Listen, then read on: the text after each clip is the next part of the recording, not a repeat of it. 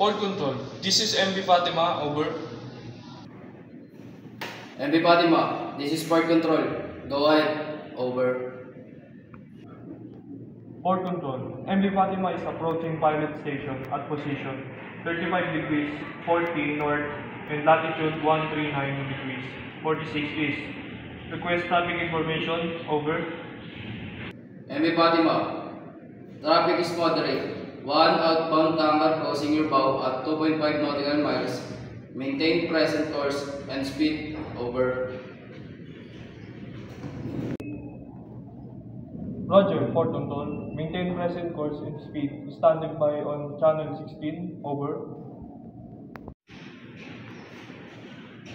MB Fatima, stand by on channel 16, out.